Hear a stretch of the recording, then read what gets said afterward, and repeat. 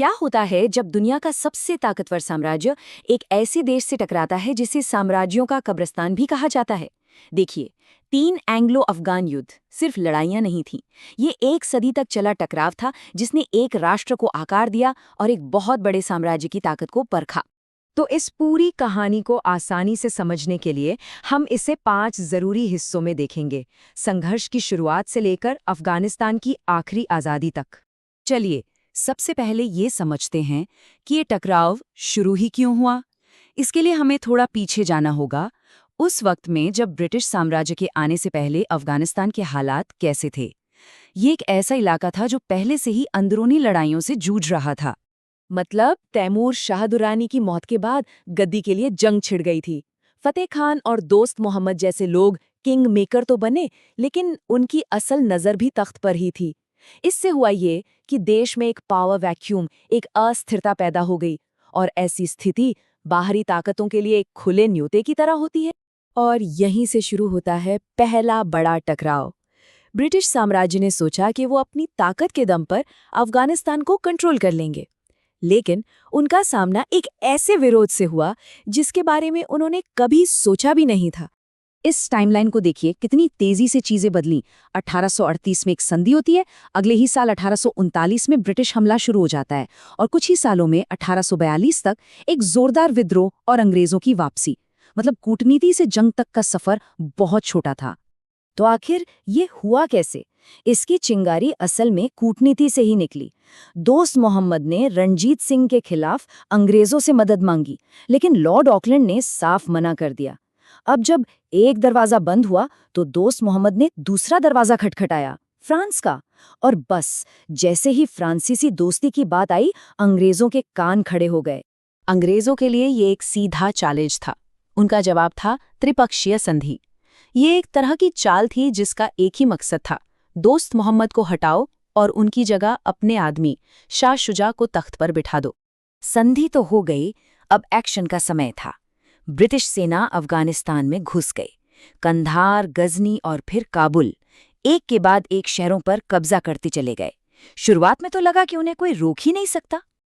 और ये जो हम यहाँ देख रहे हैं, ये उसी दौर का एक ऐतिहासिक दस्तावेज है।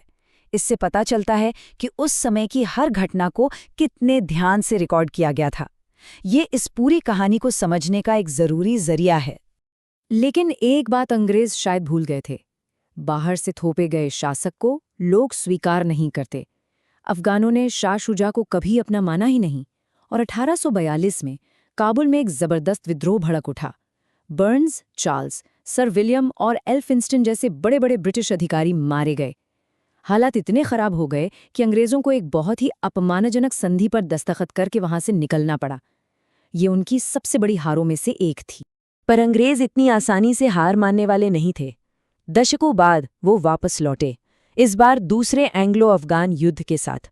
ये एक कोशिश थी बदला लेने की और कंट्रोल वापस पाने की। इस बार भी अगर टाइमलाइन देखें तो पैटर्न वही दिखता है। 1878 में हमला, 1879 में संधि। लेकिन सवाल ये था कि क्या इस बार भी अंजाम वही होगा? क्या इतिहास खुद को दोहराएगा? और हैरानी की बात यह है कि वजह लगभग वही थी। पहले युद्ध में फ्रांसीसी दोस्ती से दिक्कत थी, इस बार अफगानों ने एक रूसी मिशन को स्वीकार कर लिया था। डर वही था कि कोई और यूरोपीय ताकत यहाँ अपना असर न बढ़ा ले। इसी को द ग्रेट गेम भी कहा जाता था। इस बार अंग्रेज तैयारी के साथ आए थे। उन्होंने अपनी पिछली गलती से सीखा। एक मोर्चे से नहीं, बल्कि 3 अलग अलग मोर्चों से, 3 दर्रों से, खैबर, कर्रम और बोलन, एक साथ हमला किया। इस 3 तरफा हमले ने अफगान डिफेंस को पूरी तरह से तोड़ दिया। और ये रणनीति काम कर गई। सैन्य जीत के बाद हुई गंडमक की संधि। इस संधि के तहत काबुल में एक स्थायी ब्रिटिश रेजिडेंट रखा जाएगा और कुर्रम, पिसिन, सिबी जैसे जरूरी इलाके अंग्रेजों को मिल गए। मतलब काफी हद तक कंट्रोल अंग्रेजों के हाथ में आ गया। लेकिन जैसा कहते हैं ना, इतिहास खुद को दोहराता है। बिल्कुल वैसा ही हुआ। जो नया ब्रिटिश रेजिडेंट मेजर कैवागोरी काबुल में बैठा था, उसकी हत्या कर दी गई, और इसके साथ ही जंग फिर से शुरू हो गई। तो जनरल रॉबर्ट ने काबुल पर तो कब्जा कर लिया, लेकिन इस बार अंग्रेजों को एक बात समझ आ गई थी कि यहाँ सीधे तौर पर शासन करना मुमकिन नहीं है। तो उन्होंने क्या किया? उन्होंने अब्दुल रहमान नाम के एक नए नेता को अफगानिस्तान का अमीर बना दिया। ये जीत तो थी, लेकिन इसकी कीमत बहुत भारी थी। अब आते हैं तीसरे और आखिरी एंग्लो अफगान युद्ध पर। कई दशकों तक ब्रिटिश नियंत्रण में रहने के बाद ये एक छोटा लेकिन बहुत ही निर्णायक संघर्ष था। ये अफगानिस्तान की आज़ादी की लड़ाई थी। और सब कुछ कितनी तेजी से हुआ, ये देखिए। 1919 में ही अमीर हबीबुल्ला की हत्या हुई, अमानुल्लाह ने आज़ादी की घोषणा की और उसी साल रावलपिंडी की संधि भी हो गई। 1 साल और पूरा नज़ारा बदल गया। हमारे स्रोत दस्तावेज में इस आखिरी अध्याय की जानकारी भी साफ साफ मिलती है। एक नए अमीर का आना और आज़ादी के लिए एक बहुत बड़ा कदम उठाना। तो इस तीसरे युद्ध का कारण कौन था? एक शख्स, अमानुल्लाह। अपने पिता हबीबुल्लाह की हत्या के बाद वो तख्त पर बैठे और आते ही उन्होंने ब्रिटिश रीजेंसी से आज़ादी का ऐलान कर दिया। सिर्फ ऐलान ही नहीं किया, बल्कि ब्रिटिश इलाकों पर हमला भी कर दिया। अब यहाँ एक दिलचस्प बात हुई। अमानुल्लाह सैन्य हमले में तो हार गए, लेकिन बातचीत की मेज़ पर उन्होंने जंग जीत ली।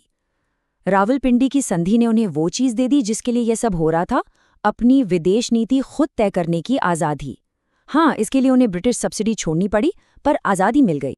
तो इन 3 खूनी जंगों के बाद जो लगभग 1 सदी तक चली, आखिर नतीजा क्या निकला? अंतिम परिणाम क्या था? अगर एक लाइन में कहें तो अफगानिस्तान एक ऐसे राज्य से जो 2 साम्राज्यों के बीच फंसा हुआ था और ब्रिटिश प्रभाव के अधीन था, एक पूरी तरह से आज़ाद देश बन गया। एक ऐसा देश जिसके अमीर अब अपनी नीति खुद बना सकते थे। तो आखिर में सवाल यही उठता है, ये कहानी किसकी है? एक साम्राज्य की अपनी हद से आगे बढ़ने की, या फिर एक ऐसे देश के जन्म की जिसने अपनी आज़ादी के लिए किसी भी हद तक जाने से इनकार नहीं किया? शायद ये कहानी दोनों की है।